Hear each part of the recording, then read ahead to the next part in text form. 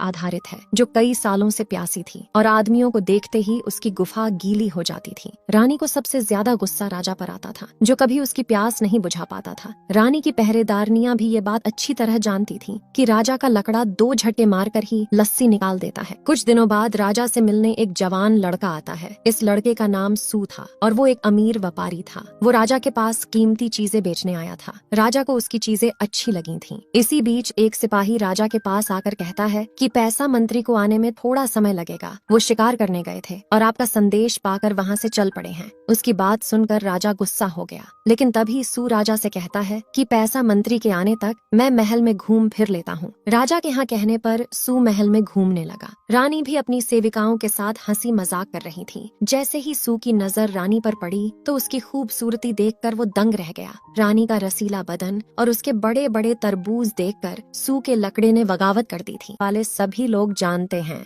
कि बूढ़ा राजा रानी को खुश नहीं कर पाता। लुई की बात सुनकर सू की आंखों में चमक आ गई थी। थोड़ी देर बाद सू फिर राजा के पास पहुंच चुका था। राजा ने उसकी कीमती चीजें रख ली थीं और सू अब पैसे लेकर यहाँ से जाना चाहता था। उसने जब राजा से पैसे मांगे तो राजा उसका मजाक उड़ाने लगा। राजा की हरकत देखकर सू को बहुत गुस्सा आता है और वो वहाँ से चला जाता है। वैसे सू एक जादूगर था, वो हर जगह उड़कर ही आता जाता था। सू ने ये बात किसी को नहीं बताई थी, क्योंकि वो अपने जादू का इस्तेमाल अपने व्यापार में भी करता था। इस समय सू अपने घर में था और उसे बार बार रानी की याद सता रही थी। दूसरी तरफ रानी राजा का इंतजार कर रही थी और जल्द ही राजा अपनी रानी के पास पहुंच जाता है। हमेशा की तरह आज भी राजा के लकड़े ने 2 झटके मारकर ही लस्सी निकाल दी थी, जिस कारण रानी एक बार फिर राजा पर बहुत गुस्सा करती है। वो गुस्से में आकर राजा को भला बुरा कहने लगी, जिसके बाद राजा वहाँ से चला गया। पहरेदारनियों को भी पता चल गया था कि आज भी राजा रानी की गुफा के आगे हार गया। अगले दिन सू महल के पास पहुँच गया।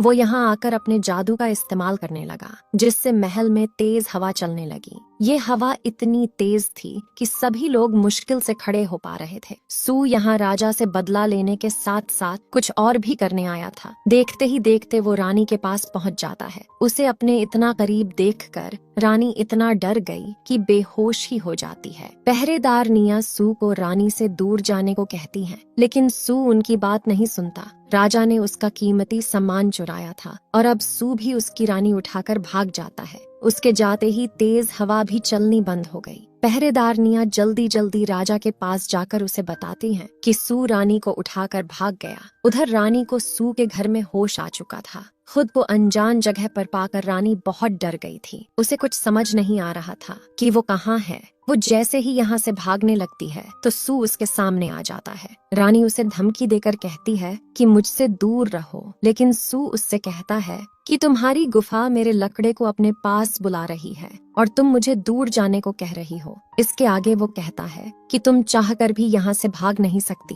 बेहतरी इसी में है कि तुम मेरे लकड़े के साथ मजे करो। उसकी बातें सुनकर रानी की प्यासी गुफा गीली हो गई, जिसके बाद वो दोनों शुरू हो जाते हैं। दूसरी तरफ राजा रानी को लेकर परेशान हो रहा था। उसने ऐलान कर दिया कि जो भी उसे सू की खबर देगा उससे वो मोटा इनाम देगा। राजा के दिमाग में यही बात चल रही थी कि पता नहीं मेरी रानी किस हाल में होगी। मगर रानी तो सू का लकड़ा लेकर काफी खुश थी। वो सू से कहती है कि मुझे ऐसा ही दमदार लकड़ा चाहिए था जैसा तुम्हारे पास है। सू का लकड़ा लेकर रानी को उससे प्यार हो गया था। रात होते होते भी जब राजा को अपनी रानी की कोई खबर नहीं मिलती तो वो और भी परेशान हो जाता है। उसकी परेशानी देखकर लुई उसके पास आकर कहने लगा कि मुझसे आपकी परेशानी देखी नहीं जा रही, मैं खुद रानी को खोजने की कोशिश करूंगा। उसकी बात सुनकर राजा उससे कहता है कि तुम कुछ भी करो, बस मुझे मेरी रानी मेरे पास चाहिए। अगले दिन सू और रानी बातें कर रहे थे। सू रानी को बताता है कि आज मैं राजा के पास जाने वाला हूँ ताकि उससे अपने पैसे ले सकूं। उसकी बात सुनकर रानी परेशान हो गई।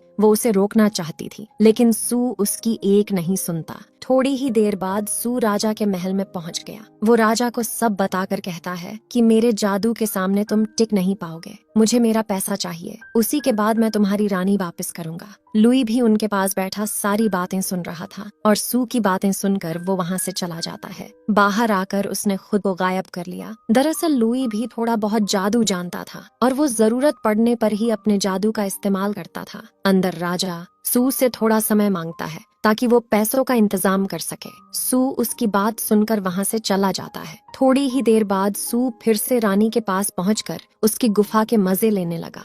लुई भी उसके घर तक पहुंच गया था और वो छुपकर उन दोनों को देखने लगा। लुई ने गायब होकर सू का पीछा किया था और उसका पीछा करके ही वो यहाँ तक पहुंचा था। कुछ देर बाद सू कहीं चला गया और रानी आराम करने लगी। इसी बीच रानी कोई आवाज सुनकर जब अपनी आंख खोलती है तो उसे अपने सामने लुई नजर आता है। लुई को देखकर रानी बहुत खुश हो गई। वो उसे सब बताती है कि सू मुझे उठाकर यहाँ ले आया था। उसकी बात सुनकर लुई कहने लगा कि मुझे सब पता चल चुका है और मैं ये भी जानता हूँ कि तुम सू का लकड़ा लेकर बहुत खुश हो। लुई की बात सुनकर पहले तो रानी शर्मा जाती है, लेकिन फिर आगे कहती है कि मुझे एक दमदार लकड़े की जरूरत थी क्योंकि राजा का लकड़ा तो बेकार था। मुझे सू से प्यार हो गया है और मैं अब उसी के साथ रहना चाहती हूँ। ये सुनकर लुई उसे बताता है कि सू राजा से पैसे लेकर तुम्हें वापस महल में छोड़ देगा। वो तुम्हें धोखा दे रहा है क्योंकि वो सिर्फ पैसों से प्यार करता है। लुई की बात सुनकर रानी हैरान हो गई थी। लुई अब कहता है कि मैं भी तुमसे बहुत प्यार करता हूँ और मेरा लकड़ा सू से भी बड़ा है। इतना कहकर वो रानी को लिटाकर उसकी गुफा में अपना लकड़ा घुसा देता है। लुई की बात बिल्कुल सच थी। उसका बड़ा सा लकड़ा लेकर रानी बहुत खुश हो गई थी। उधर बेचारे राजा को डरावने सपने आ रहे थे। उसे डर था कि पता नहीं सू बेचारी रानी की गुफा के साथ क्या क्या करेगा। वैसे राजा का डर सही था क्योंकि रात होते होते सू ने अपना लकड़ा रानी की गुफा में घुसा दिया था। अगले दिन जब सू कहीं बाहर चला गया तो लुई रानी के पास आकर शुरू हो गया। लस्सी निकालने के बाद वो रानी से कहने लगा कि जब सू राजा से पैसे लेकर जाएगा तो मैं उसे घेर कर मार दूंगा। थोड़ी ही देर बाद सू राजा के पास पैसे लेने पहुंच गया। वो जब राजा से पैसे मांगता है तो राजा उससे अपनी रानी मांगता है। राजा की बात सुनकर सू को गुस्सा आ गया और वो महल की तबीयत खराब हो जाती है। रानी के कारण राजा कई दिनों से परेशान था, इसीलिए उसकी तबीयत खराब हुई थी। महल में कई दिनों तक राजा का इलाज चलता है, लेकिन राजा की हालत में कोई सुधार नहीं होता। अपनी मौत को करीब देखकर वो लुई को अपने पास बुलाकर कहता है कि जिस दिन तुमने सू को मार दिया उसी दिन तुम राजा बन जाओगे। इतना कहकर राजा ने दम तोड़ दिया। अगले ही दिन लुई अपनी सेना को साथ ले